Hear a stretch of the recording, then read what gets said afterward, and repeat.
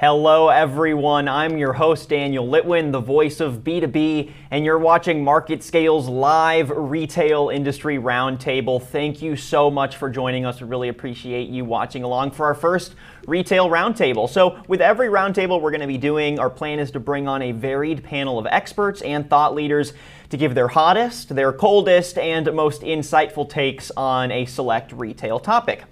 So this time for our topic, we're exploring the brick and mortar strategy for 2021. After a year of retail business closures, bankruptcies, consolidation, massive layoffs, but also operational and technological innovation, retail's whole physical presence is definitely in a transition period. So we're hoping to pose the questions today: where will it be most useful, powerful, and innovative for the larger retail strategy moving forward, and why? So I'm super pleased to welcome our four guests for today. Going down the line, we've got Carol Speakerman, president of Speakerman Retail and host of MarketScale's Speakerman Speaks Retail. We've got Adrian Thomas, president and CEO of DataScan. We've got Kyle Freeman, VP of Customer Success with Vixo. And last but not least, Kevin Coop, content guy for morningnewsbeat.com. Welcome to everyone. Real pleasure to have all of your insights today. We'll get to your insights here in just one second. I want to tease real quick. At the end of the broadcast, we're going to be announcing the winner of a brand new Apple Watch from our pool of registrants. So if you're watching live, make sure you stay till the end, and you might have something fresh on your wrist here to show off at the office.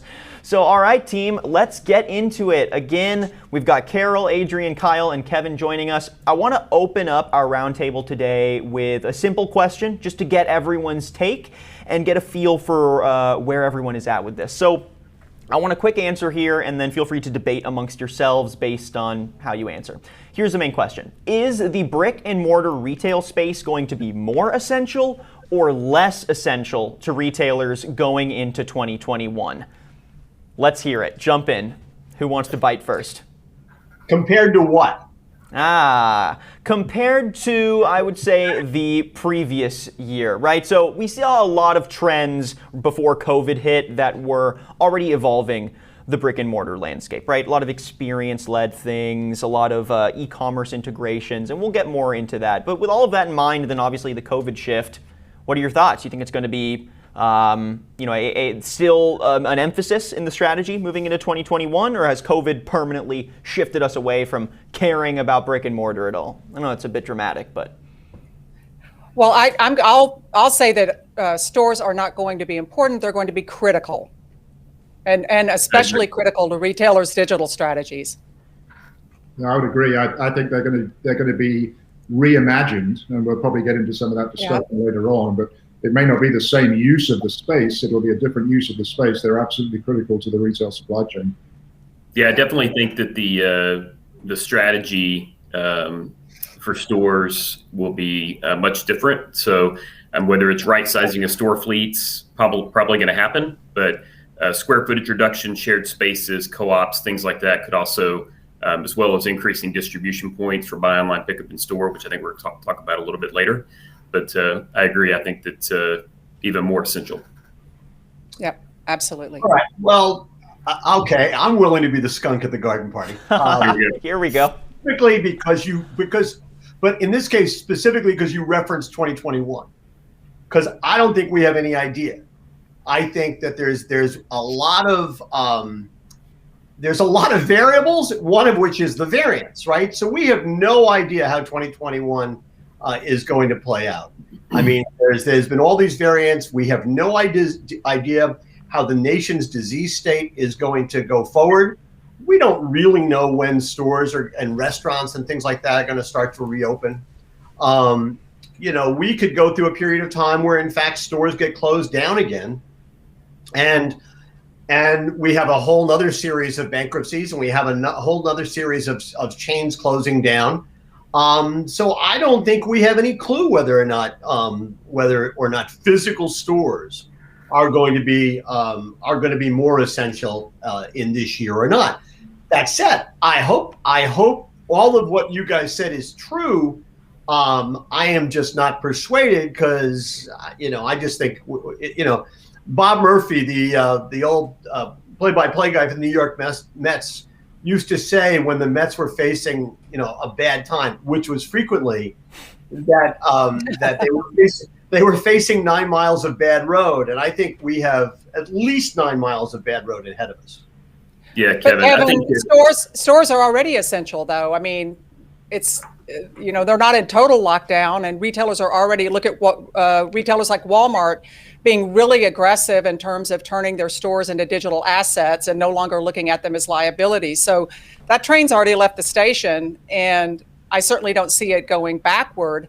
And there's a real potential for it to even accelerate, and particularly when stores right now are so critical to the convenience proposition. I mean, we know now that shoppers think convenience is even more important than price. And we also know that Amazon, despite their best efforts, has not redefined convenience as just being a purely digital experience. So stores already, I think, are very much in the game. As Adrian said, they're being repurposed, they're going to be redefined. But I certainly don't see their importance diminishing in any way in 2021. Well, okay, some stores, I'll give you that. Some stores are, but I don't think you can make a blanket statement and say that stores are more essential now than ever or more critical now than ever. I think there's a lot. Tell that to dollar stores. Tell that to dollar stores opening tens of thousands of locations. Oh no! Again, I'm clarifying it. I don't think you can say that all stores. That's the concept of the physical store, which is sort of how the question was positioned, says that they are more essential than ever, or they're going to be more essential or more critical in your phrase. Sure. I'm saying there will be some stores and there will be some companies that will make themselves more essential. But I will also argue that there are a lot of stores out there who are dead stores walking, and they don't even know they're dead yet. There are some stores out there that had, especially let's say in the supermarket segment, where they had the best year of their lives in 2020. I mean, not the easiest year of their lives, but they had their best year of their lives because all they had to do was bring merchandise in the back door when they could get it, open the front door, and the stuff flew out. They didn't have to do promotions. They didn't have to do sales. Man, it was like, and they had great quarters.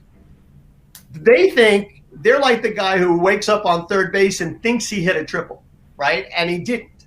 And if those guys don't figure out how to make themselves essential, and there's a lot of stores and a lot of segments that I would put into that bucket. If they don't figure out how to do that, they are not going to be nearly as essential or critical as they may think they are. So it is an evolving market, and I think there's a lot we don't know. But I think to say that stores, quote unquote, are more critical or more essential going forward, I don't think that's true at all. Frankly, I've gone to damn few stores since February 26th, and I haven't missed the experience. I'm perfectly happy to survive the way I am. Yeah, I've been in quite a few physical stores. I think for me, if you say, when you think about essential, we're not talking about essential in the same capacity. I think that there's going to be a reinvention of the store space. So, but those spaces are going to be a necessity. So whether they turn into distribution points or buy online, pick up curbside, I think retailers weren't ready. And I think they're more ready now than they were when the pandemic hit, and have even enhanced all of their e-commerce abilities to be able to catch up with the need. So I think that if you're thinking about, Kevin, essential in the same capacity, I definitely agree. I don't think that, but I think they're going to leverage their existing assets and spaces to definitely build upon. Yeah, I'm gonna cut y'all off. We've got so much more to get to. I'll let y'all speak again here. I clearly touched on the hot stuff early, posing some good early questions there. Props to me. All right. So I'm just an ordinary guy. That's all. Yeah. Right. Exactly. Right. So one of the highest profile trends that was already shaping retail pre-pandemic, and that I think was advanced in a lot of ways, but also held back by the pandemic, was this idea of emphasizing the experience, right, and making the physical space an extension of an experiential strategy. So some examples that come to mind are integration of technology, like AR-powered shopping experience, or the rethinking of big box space for more small personalized experiences, like Toys R Us did, for example, although they did just close their 2 stores that were attempting to do that. We might get into that in a little bit. Maybe not the one you want to use as your best example. Oof, all right, maybe should have updated the script there. And then other attractions that are big, high-profile ones. I know you're going to bring up GameStop, you know. Yes, right. Yeah, I got to be careful on the examples nowadays. Things change so quickly. Okay, another big example. Flagship stores have been increasing their attractions as well, right? Like Nike's main New York store, and then also converting more basic processes to be more experiential, like COVID transitions to curbside pickup, touchless payments. Even converting physical stores into online shopping return locations, like Amazon placing return stations within Kohl's. So those are all just some various examples to get your wheels turning. But the real question I want to ask here is, what have been some of your favorite examples of brick and mortars emphasizing that experience as part of their core goal?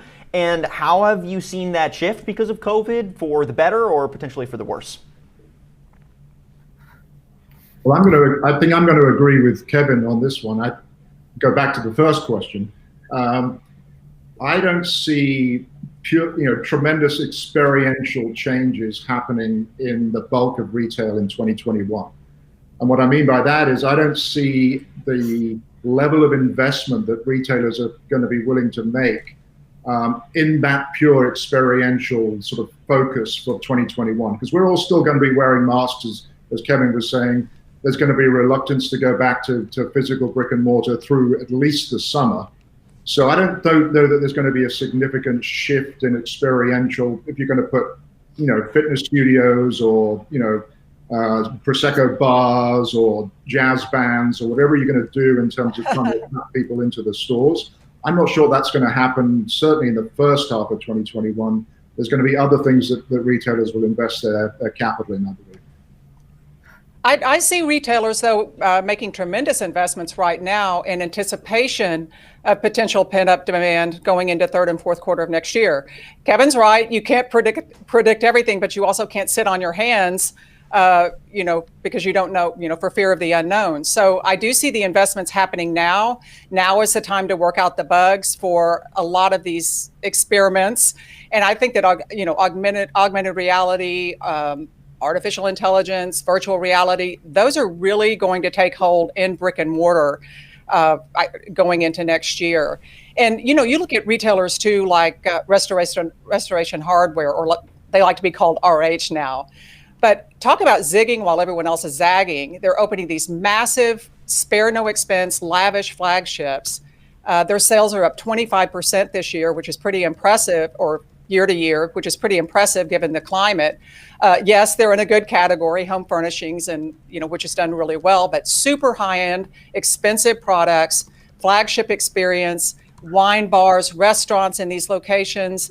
And they're not slowing down. They're buying a bunch of real estate in Aspen in order to become a multi-business model lifestyle brand.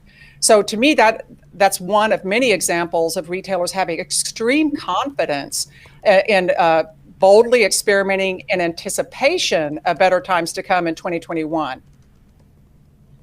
Yeah, they're definitely getting more prepared. I know that in folks that I've interacted with, the reinvestment, or reallocation of capital in 2020 to be ready in 2021. So where they might have had slated projects or capital investments in their facilities, they shifted to some of the technology needs to be able to get them ready for 21. So I think that I agree with Carol. I think that nobody's sitting on their hands. I think they're more than getting ready, to be able to get back to normal when it comes.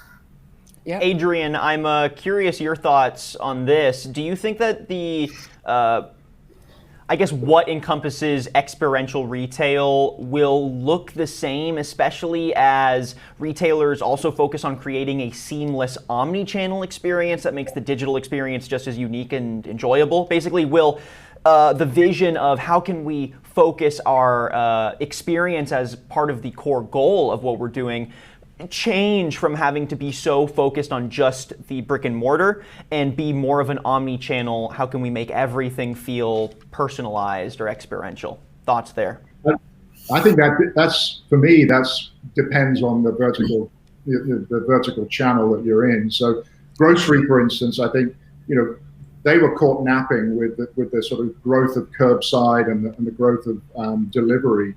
And they're going to have to reinvent some of the space within the store to be able to better handle what I think will be, in my opinion, will be a continued growth and acceptance of curbside pickup. So you're looking at sort of robotic, the investment in robotics for picking, et cetera, but that's only in grocery.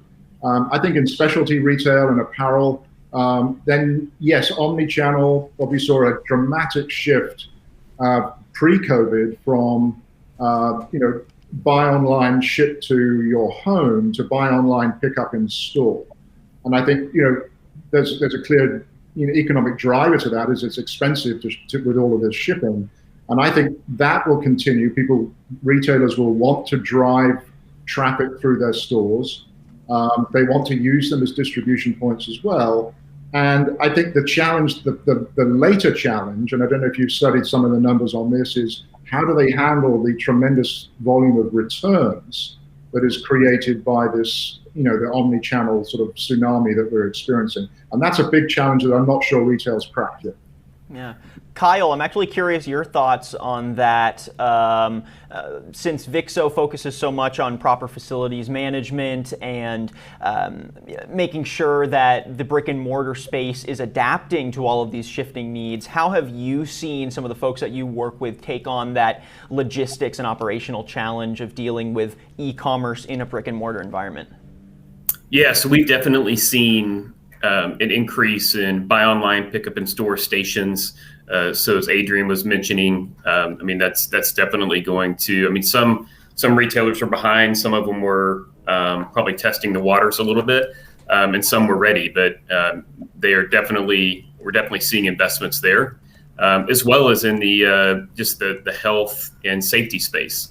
A lot of upgrades to higher filter ratings to reduce the airborne pathogens that are in the stores. So, for me, I think it's going to be interesting to see how that operating expense impacts their overall operational income. In 2021, they're going to have to make some adjustments. They're going to be spending money on things that they didn't spend money on that before. So, I think that's also going to be a bogey for a lot of retailers as they figure out what that looks like long term. All right, y'all, I'm jumping over to... Can I have a shot at that? Kevin, yes, jump in, please. I figured I caused so much trouble on the first question. You didn't want to... Yeah, right.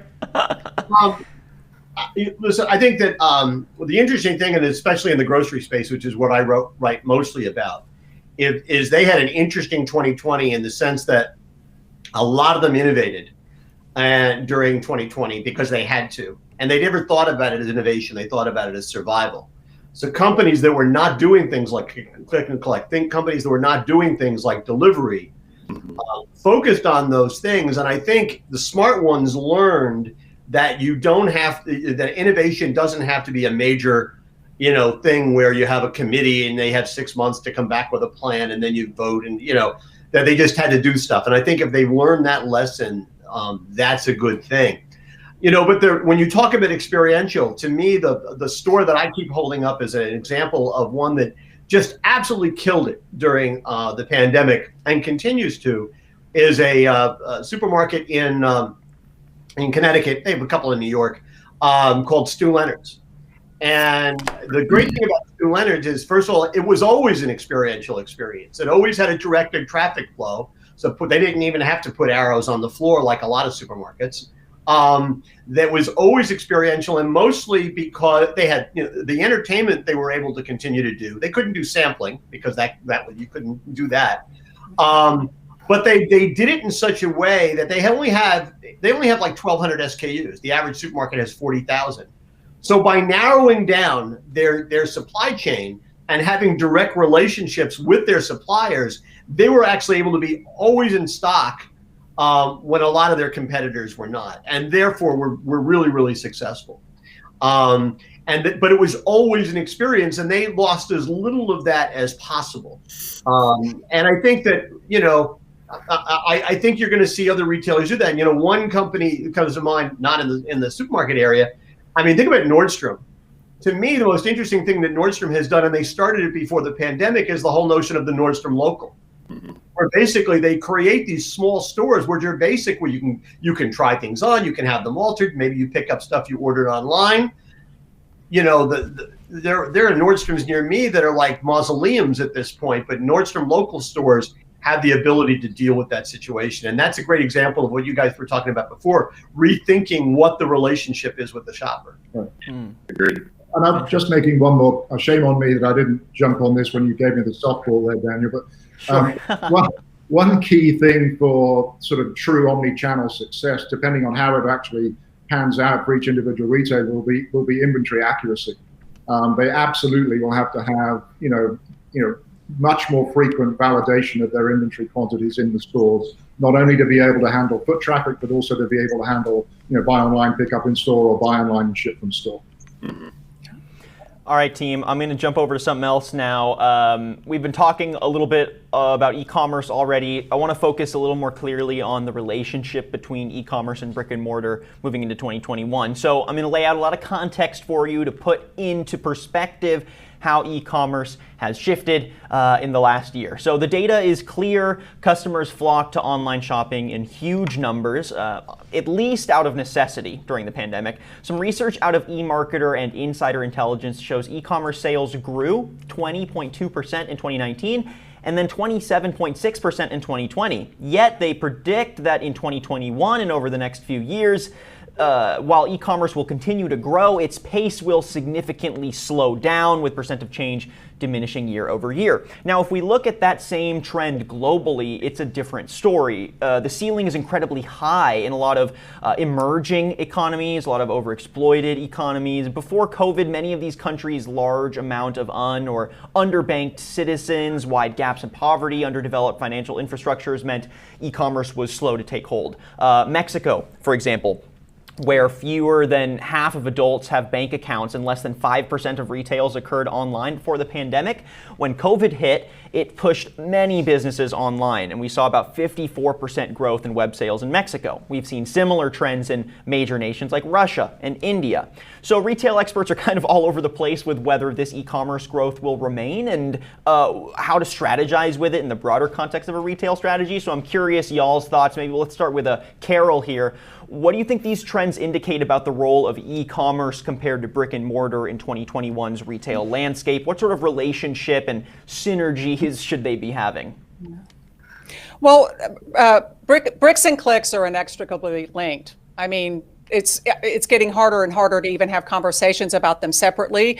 Luckily, retailers are very aware of this now. They're changing organizationally. One of the big unsung moves made this year is that a lot of retailers broke those silos down between their online and offline businesses, and that's going to help accelerate the growth going into 2021.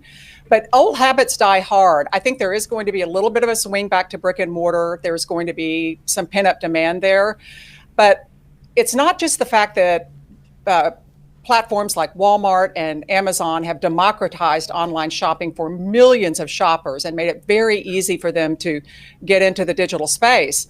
But it's also about the broadening of categories. The fact that folks that maybe were comfortable buying a couple of categories online are now comfortable buying a huge breadth of categories online. And I think that's going to drive a lot of the growth. It's just the category proposition and customers getting comfortable with buying more categories online, not needing that touch and feel so much. So I think e-commerce is going to continue to grow, and particularly for retailers that are still playing a game of catch up. It's going to be plus over nothing for some of those guys, and it's going to be maybe harder for the Walmarts of the world or the Amazons of the world to drive growth. You mentioned markets like Mexico, though. So I think it's important to talk about marketplaces and how online marketplaces are driving growth for brands and also for other retailers that partner with marketplaces.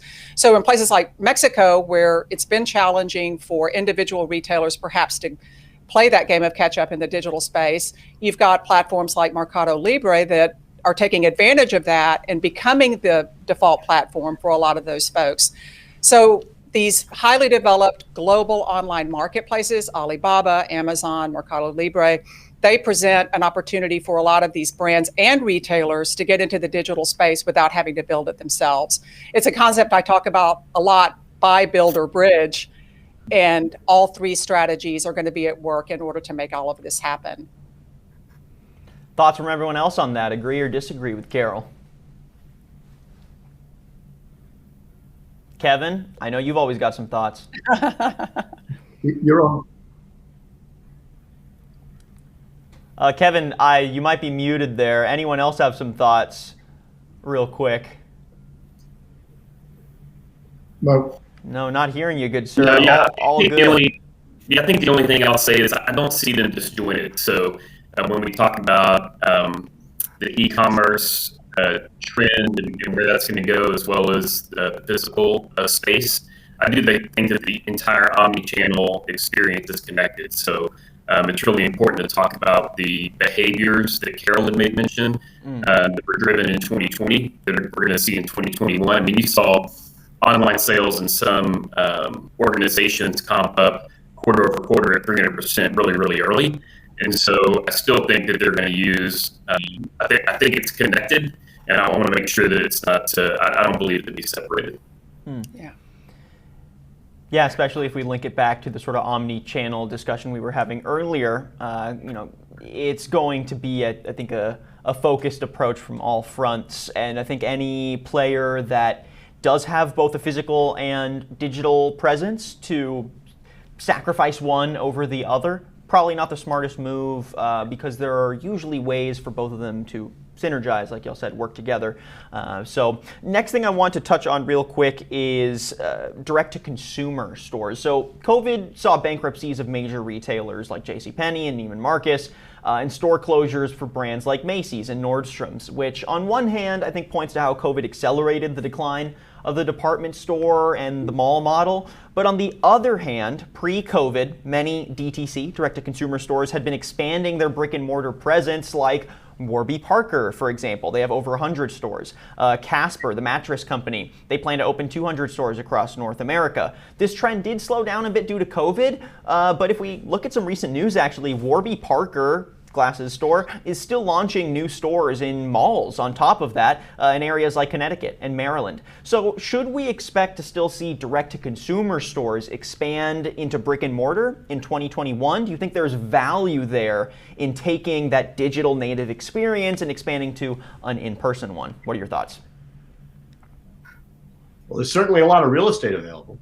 Yes. It is. Right. I mean, if they want to expand into a brick and mortar, there's lots of places, and landlords will probably give it to them cheap. So I mean, again, it's going to depend on how their numbers play out, I would imagine. I think the interesting thing, and this covers companies both across the board, it's going to be interesting, especially public companies, to see how they deal with their comps.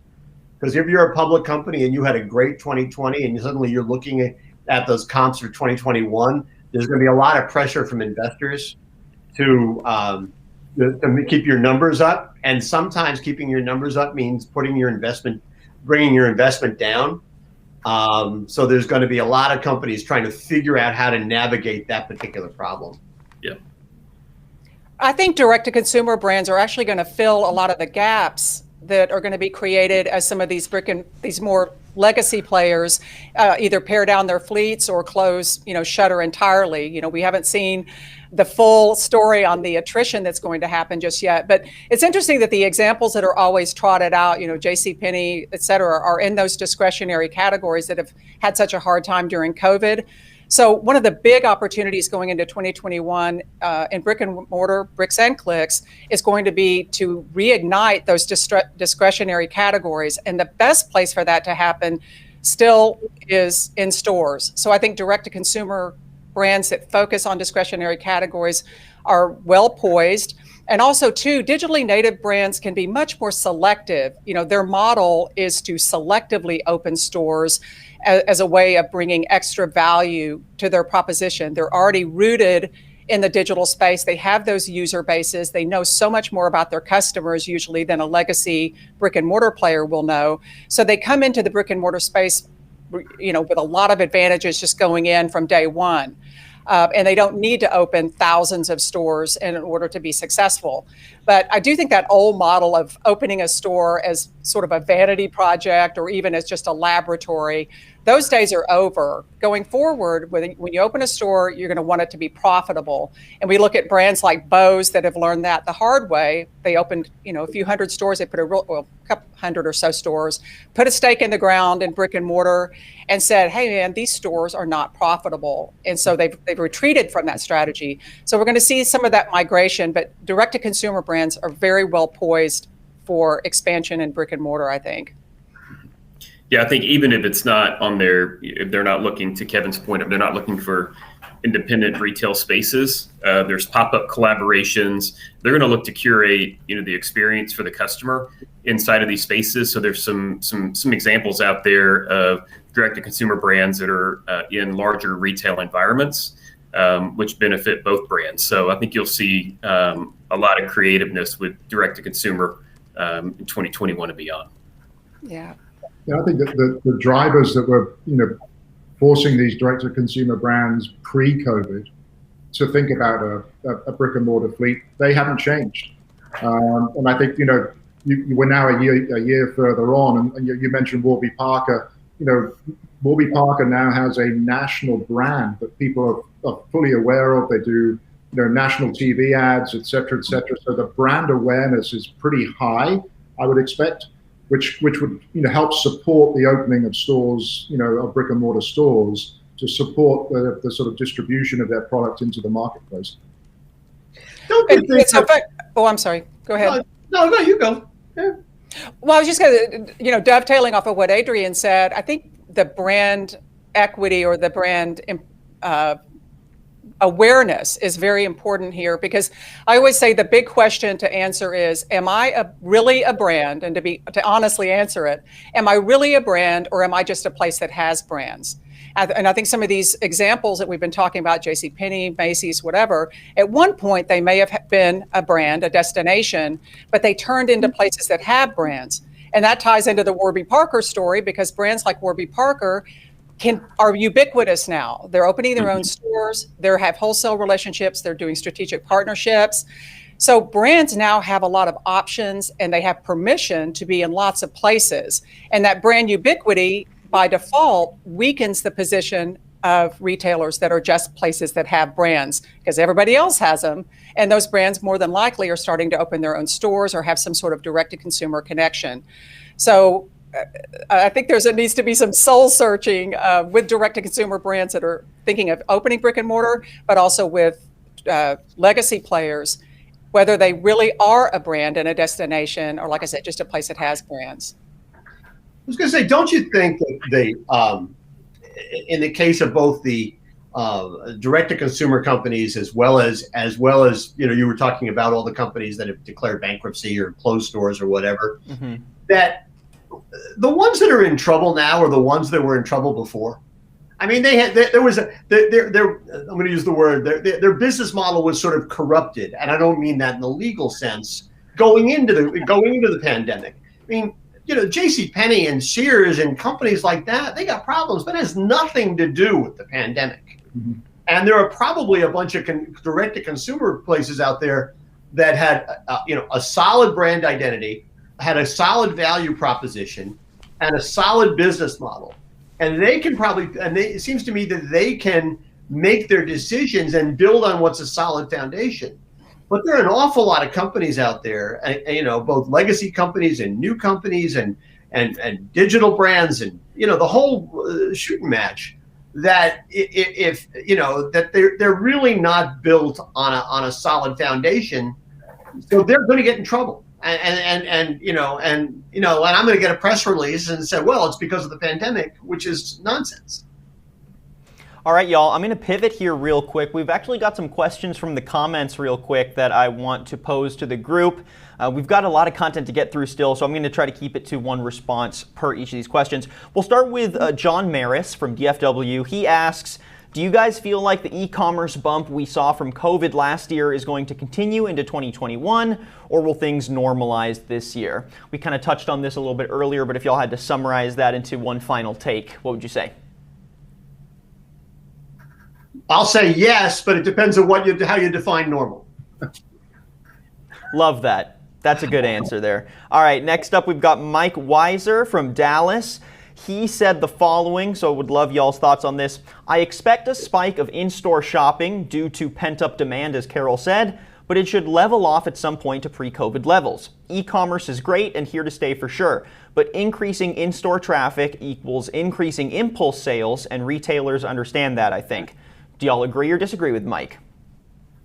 Completely agree, and that's why you see so many retailers stretching into the grocery space, because grocery drives traffic. That was one of the more prescient moves that Target made, but pre-COVID was really doubling down on their grocery business. That kept the traffic flowing in to drive those higher margin categories that they've always been known for. So, yeah. And then last question here, this is from Catherine in Dallas. She asks, is there a vertical in retail you think handled the rapid transformation well and really hit the ground running to make sure they were set up for success? Any thoughts? Maybe, let's see, Kyle, any thoughts there? Yeah, I mean, if you're looking at verticals in retail, gosh, I think everybody was a little shocked, there up front, but if you think about categories in particular, I think the Michaels company did a really good job at ensuring that they were ready. Their new CEO, Ashley Buchanan, coming from Walmart, I think spent some time on getting them prepared early. And, a lot of the mask supplies and things like that people were buying made them an essential retailer right out of the gate. So I thought they did a really good job. All right, team, I think we're going to jump into something a little more lighthearted. Thanks for everyone's insights so far. So we're going to take a break from the hard hitter stories, and we're going to play a little game that I like to call the retail ring. Let's make it happen, folks. So the concept is simple. We're going to show you two similar retail companies within, just a similar sphere of the market, and your job is going to be to guess which is projected to do better in 2021, and then I'll ask any of the folks who get it right or who disagree with the estimation to give a quick elevator pitch length insight on why they're projected to or not do well in 2021. And we based our matchups on estimated revenue for 2021 with stats from Yahoo Finance. So let's go ahead and cut to the first one, Target versus Walmart here. So which of these two major big box retailers do y'all four think is estimated to do better in 2021? Let's go down the line. Carol. Oh, boy. Target's had a really great turnaround, but I have to give this one to Walmart. Okay, going to Walmart. Let's see. Adrian, how about you? I'm going to disagree. I think yes, Walmart's the big dog on the block, but I think Target has done a terrific job, and I think they'll do better in 2021. Okay. On a percentage basis, not on an absolute basis, obviously. Right. All right, Kyle, thoughts?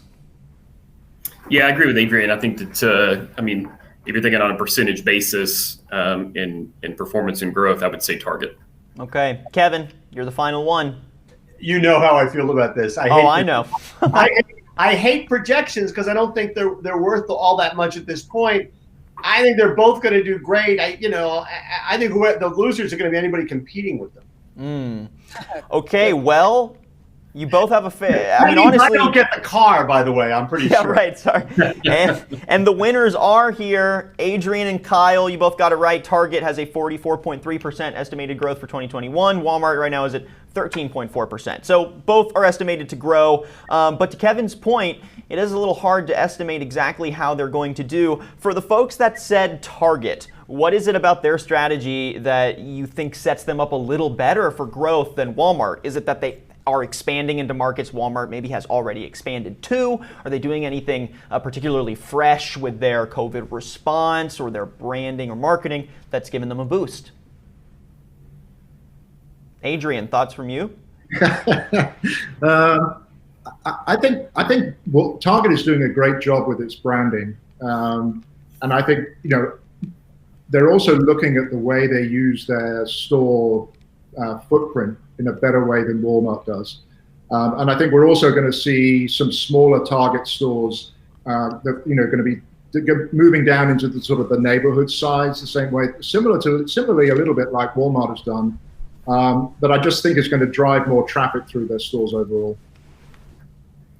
All right, let's go ahead and jump. I have to say that really quickly, I can so see the Target answer. I mean, because Walmart is a more mature business. So if nothing else, Target has a lot more room for growth. Right. And I think they're on that growth trajectory. So I can certainly see that. It's going to be harder for Walmart to achieve that same kind of growth because, again, a much more mature business, particularly online. Right. But I also think again, I know I'm being argumentative here. But think about it for a second. Walmart has also just announced that they're revamping their ad business, and their goal is to become a top 10 advertising agency in the next year or two. If they do that, I mean, whoever's making these, is Yahoo Finance factoring that into their numbers? I suspect not. If they're generating that kind of traffic and that kind of money by getting into new businesses, that could completely throw off those projections. So I think it's important to know. And here's the other question: is we don't know what businesses Walmart or Target will be in 6 months from now that they're not in today. We also don't know what businesses they may get out of in the next 6 months that they're in today. So there's a lot. It's really hard to make these projections. And Kevin makes a great point. It is about diversification, and Walmart is inarguably the more diversified retailer, particularly diversifying into solutions and services. So, yeah, it's a moving target. No pun intended. Hey, I like that. That was a good one. Okay, next one, we're matching up Gap versus Levi. So we've got our two fashion brands here. Let's get some thoughts, team. This is a toughie. We love our jeans. We love the Gap.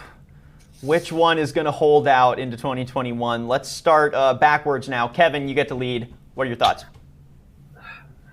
Are we talking about Levi as a brand, or are we talking about it as a retail experience? Because they've got stores, but they've also selling to other places. I'll bet Levi. Okay, betting Levi. Let's go Kyle now. Same, Levi. Okay, cool. Adrian. Yeah, I'm going to go with Levi's as well. Carol. No contrarian here. Levi. I love this. Well, guess what? You're all absolutely correct. Ding, ding, ding, ding, ding. I wish we had a sound effect for that one. Levi, okay, so this is interesting. They're both estimated to do poorly in 2021. So Levi is estimated to actually shrink about 89%. The Gap is expected to shrink 211%. So, yeah, Levi wins there by the skin of its teeth. But so thoughts there. Why did you all go Levi? Or did you panic? Is your question, is basically. Yeah, I mean, so, okay, estimated growth, like you said, Kevin, it's a little hard to really nail down in any sort of material way. But you posed a question there if you thought about Levi as a brand or as a retail experience. Why is that factoring into your estimation for whether or not Levi is going to do well? Well, because Levi, I actually addresses something, and I actually totally agree with something Carol said earlier, which is, are you a company that sells other people's brands, or are you a brand yourself? Right. But the thing about Levi is, it seems to me that they have the advantage of both selling directly online, they do have stores. I don't know how they do, particularly in terms of the brick and mortar, but they're also selling through other places. There's a lot of places you can get Levi's. Gap is a lot more limited in terms of it sells only through its own stores and online. But I also think the advantages that Levi will have long term is, it seems to me they have a broader audience. right? I mean, I walk into a Gap. There's nothing that's going to fit me, right? I walk into and that's maybe more information than you want to have. But the thing is, so they've got a much narrower niche than Levi does. Levi seems to have a broader palette on which to develop a strategy, which is just why I think Levi is better positioned long term. All right, team. We've got one more matchup I want to get to because we've got some more content to get to. So let's do the last matchup. Nordstrom versus Macy's. So both, major mall retailers, both struggled in different ways during 2020. What are y'all's thoughts? Who do you think is estimated to grow or potentially shrink less? We'll start with, we'll flip it back around. Carol, you first. Nordstrom. Nordstrom. Okay. Adrian? Yeah, absolutely Nordstrom. Okay, Kyle. Nordstrom. And Kevin. Nordstrom, no question. Okay, I so don't think the numbers say it. Nordstrom's going to do better than Macy's. okay, now this is going to be fun. All of you got it wrong. So apparently, Nordstrom is supposed to shrink 237%, and Macy's is supposed to shrink 200% in 2021. Now, Yahoo Finance must have some bad insights here. Everyone disagrees with Yahoo Finance. Give us your thoughts. Why were y'all so sure that Nordstrom is the one that's going to do better than Macy's? Well, it's what Kevin mentioned earlier about the diversification of their delivery model. The Nordstrom local stores are showing to be very well placed with distribution points, some of the services. I really feel like that they're being a lot more creative and really listening to the consumer around what they're looking for as it relates to really curating what that purchase looks like. I think the Nordstrom local is a great move. I also think, Kevin, I know you made a comment earlier on that you never want to go into a physical store again, right? But I'm one of those guys that actually likes physical stores. And I think there's going to be certainly as we get back into being able to, come out of lockdown and get out and travel a little bit more, people like the Nordstrom customer service experience. And I think there's going to be a pent-up demand for people to go back and shop in a Nordstrom store because they like being treated in the way that Nordstrom has been, set up to treat people for years. All right. Maybe I'm guilty of a little bit of hyperbole when I said that before. I'll go back to my criteria though to justify the answer, which is Macy's has arguably morphed into becoming a place that has brands, and Nordstrom still is a brand, and I think that matters. Also, too, Macy's still has that stack it high and let it fly model, and just that excessive amount of in-store inventory.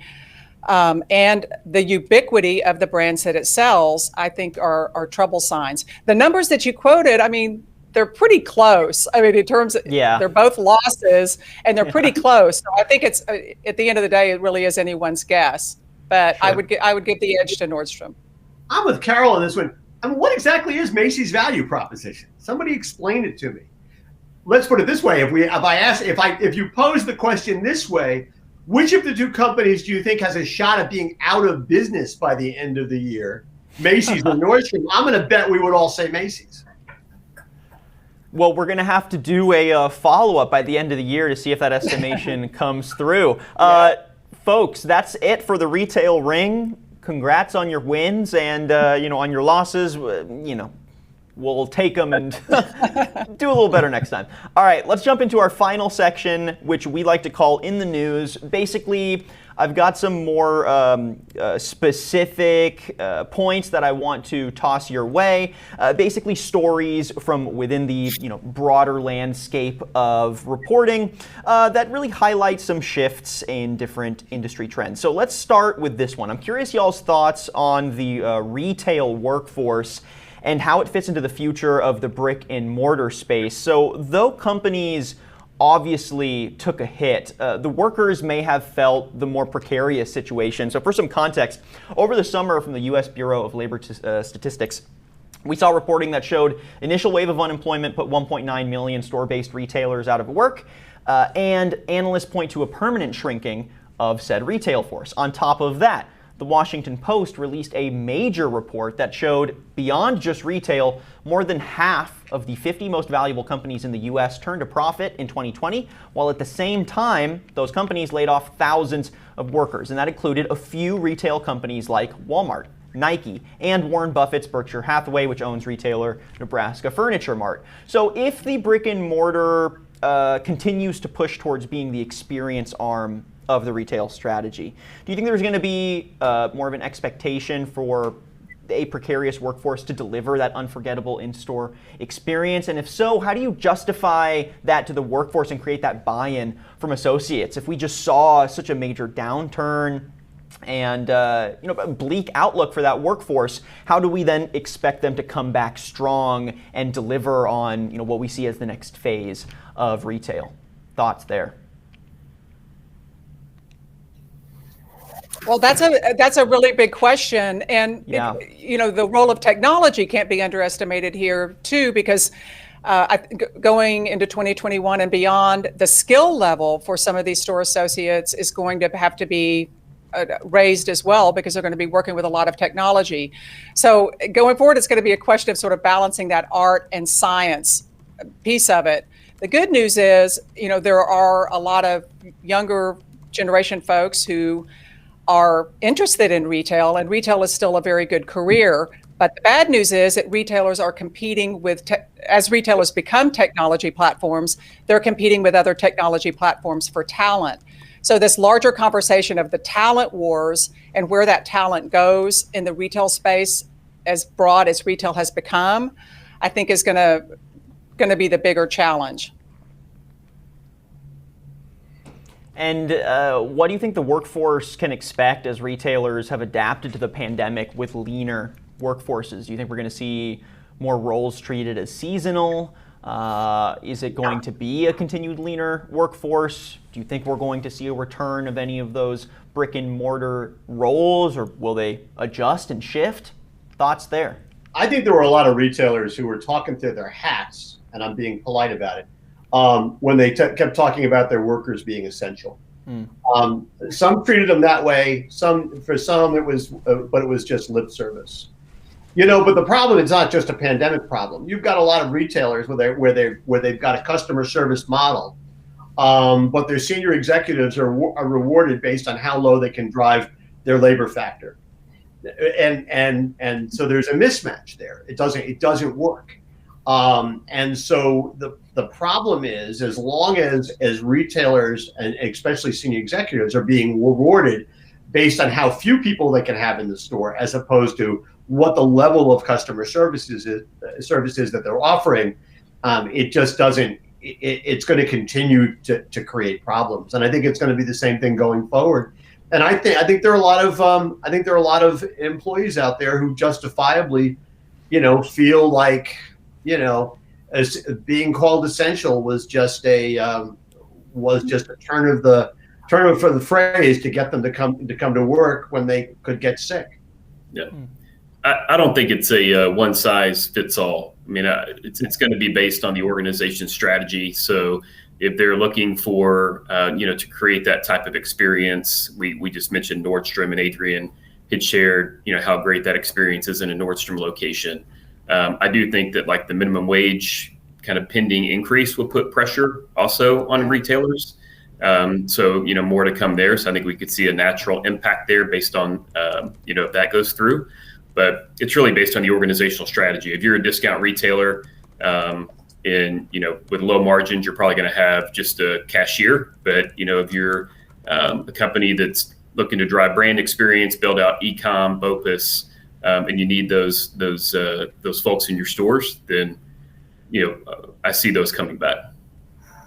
Yeah, that's a good point, because you look at the models that everybody's trying to emulate right now. Not everybody, but that are having an influence on the industry as a whole. Retailers like Aldi and dollar stores that flew under the radar for quite some time, and now everybody's looking at them and saying, "Wow, these highly efficient small boxes with the skeleton crews are perhaps the wave of the future. So retailers are finding ways to do more with less and not necessarily sacrifice the expectations that people have for their brand. But to Kyle's point, I mean, it depends. There are highly experiential retailers that can't afford to make those personnel cuts because their brand depends on that kind of level of service. Interesting for me, though, also in grocery, I was in Whole Foods over the weekend, and there's an army of pickers in there, right? For either for curbside pickup or for delivery. I mean, there were more pickers than customers at one point. So maybe there is a shift in the type of role that retail employees will actually perform. And I think there's going to be, if you look at the sort of distribution model where a physical brick and mortar store can be used as a distribution hub, then you might have a larger back stock or a back office stock that is going to be permanently manned by pickers and packers. So I think there's going to be some additional jobs that will be created as the sort of the evolution of online on the omnichannel business develops. It's a great point. Yep. But the other thing that happens is that it depends on how you're going to define retail. And it's not the case in Whole Foods because they're doing it with Amazon, obviously. But you go to a lot of stores and you see a lot of pickers, and they don't work for the store; they work for Instacart. Mm-hmm. And retailers that are going down that particular rat hole, where they are outsourcing a significant and important part of the customer experience. They're doing it because it's a turnkey solution, and they're giving up their customer information and the shopper information, which will allow companies like Instacart, not just Instacart, DoorDash is doing the same thing, to actually become a competitor to them down the road. This is how little so many of these retailers actually value their brands. They're not thinking about the long term, and yet it's expensive to get into some of these parts of the business. But they are going down a road that is really dangerous because they are handing their potential competitor the keys to the car, and it's not going to be a pretty picture going forward.